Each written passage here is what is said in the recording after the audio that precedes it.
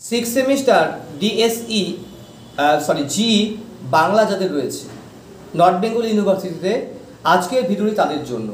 তোমাদের সুপারফাস্ট সাজেশনটা দিচ্ছি, তবে তোমাদের মাথায় রাখতে হবে জি বাংলা কিন্তু টোটালটা কিন্তু প্র্যাকটিসের উপরে, ঠিক আছে? প্র্যাকটিস না করতে পারলে কিন্তু সম্ভব নয়।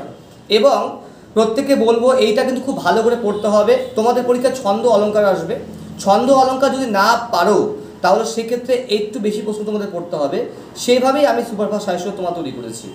যাই হোক, তিনের যে প্রশ্ন রয়েছে, তিনের প্রশ্ন খুবই কমন আমাদের হিসাবে। অক্ষর এবং দল বলতে কি বোঝো, এদের মধ্যে পার্থক্য লেখো। আমি আবার বলছি, অক্ষর ও দল বলতে কি বোঝো, এদের মধ্যে পার্থক্য লেখো।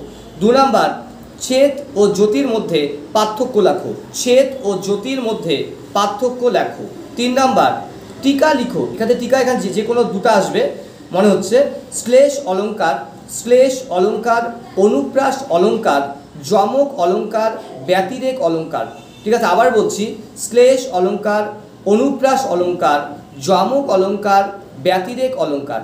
মোটামুটিভাবে তোমাদের এই পাঠগুলো দেওয়া হলো। এবার 4 নাম্বার টিকা। টিকা, ঠিক আছে, কি কি রয়েছে? বাহ্যস্তুতি, বাহ্যস্তুতি,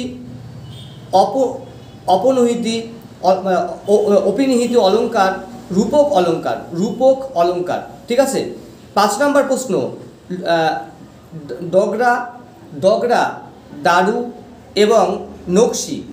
ডগরা, দারু এবং নকশি কোন ধরনের লোকশিল্প? ঠিক আছে। 6 নাম্বার, পটুয়া, চোর চুন্নি। ঠিক আছে, মানে এদের সম্পর্কে টিকা লেখো।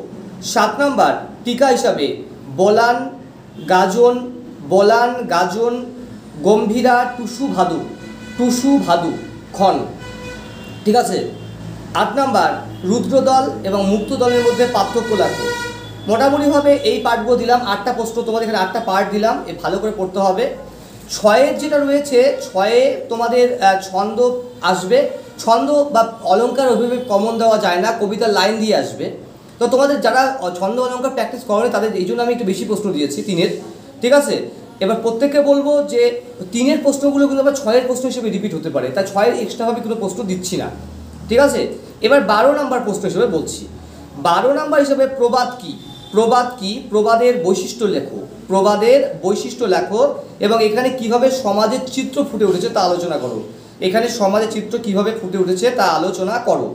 2 নাম্বার, ছড়া কাকে বলে? ছড়া কাকে বলে? এর বৈশিষ্ট্য লেখো। এর বৈশিষ্ট্য লেখো। এর গঠন ও বৈচিত্র্য সম্পর্কে আলোচনা করো। এর গঠন ও বৈচিত্র্য সম্পর্কে আলোচনা করো। 3 নাম্বার, অমিত্রাক্ষর ছন্দ কাকে বলে? অমিত্রাক্ষর ছন্দ কাকে বলে?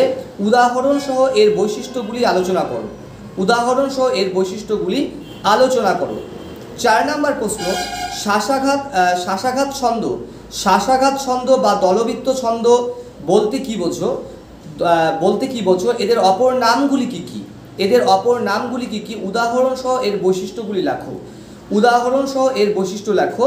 5 নাম্বার, তান প্রধান বা মিশ্র বৃত্ত ছন্দ কাকে বলে? তান প্রধান বা মিশ্র বৃত্ত ছন্দ কাকে বলে? এই ছন্দের বিভিন্ন নামগুলি লেখো এবং উদাহরণ সহ এর বৈশিষ্ট্য লেখো। উদাহরণ সহ এর বৈশিষ্ট্য লেখো। 6 নাম্বার, ছেলে ভুলানো ছড়া কাব্যের বৈশিষ্ট্য সৌন্দর্য বিচার করো। ছেলে ভুলানো ছড়ার কাব্যের সৌন্দর্য বিচার করো। এবং মোটামুটিভাবে লাস্টেটা দেখবে, মুক্তক ছন্দ কাকে বলে? মুক্তক ছন্দের সম্পর্কে আলোচনা করো। আমি প্রশ্ন তোমাদের বেশি দিলাম এই কারণ তোমাদের অনেকেই ছন্দ অলঙ্কার পারবে না। যদি না পারে তাহলে সাবস্টিটিউট হিসেবে তোমাদের তো প্রশ্ন লিখতেই হবে, এই জন্য প্রশ্ন তোমাদের আমি একটু বেশি দিলাম। তোমাদের যদি নোটের প্রয়োজন হয় অবশ্যই 9749941990 অথবা 7797308455 এই দুটো নাম্বারে তোমরা যোগাযোগ করতে পারো। প্রত্যেকে ভালো থাকো, সুস্থ থাকো। ধন্যবাদ।